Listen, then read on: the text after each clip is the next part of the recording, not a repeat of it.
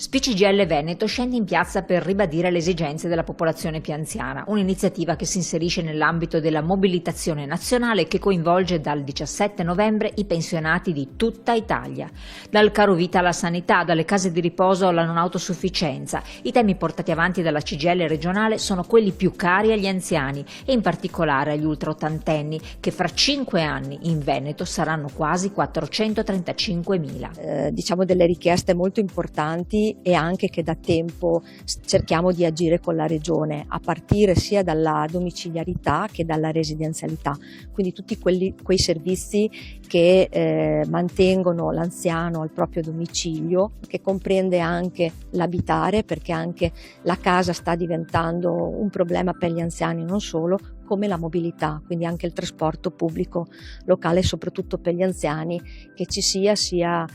sempre più presente anche, diciamo, nei piccoli centri. Dal 2022 il caro vita ha messo in ginocchio moltissimi anziani. Secondo Istat, nel solo 2024 gli over 65 anni hanno dovuto sborsare 1.545 euro al mese, ben 52 euro al giorno. Serve quindi una rivalutazione non penalizzante delle pensioni per tutelare il potere d'acquisto degli anziani e non solo. Poi si parla di una rivalutazione che venga fatta sulle pensioni in automatico e non che ogni legge di stabilità definisca o meno se ci sia la rivalutazione, come anche l'allargamento della platea per i beneficiari della 14ª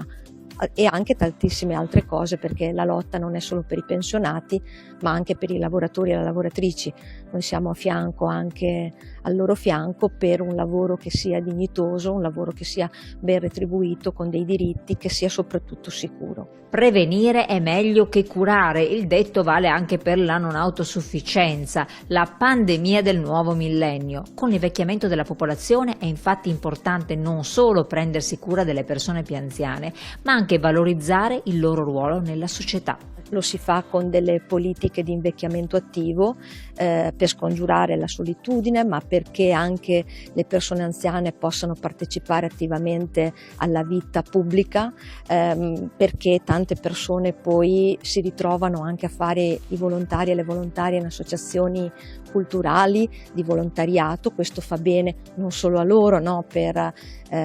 vivere nella società, ma aiuta poi tante famiglie, tante persone che magari non trovano tutti i servizi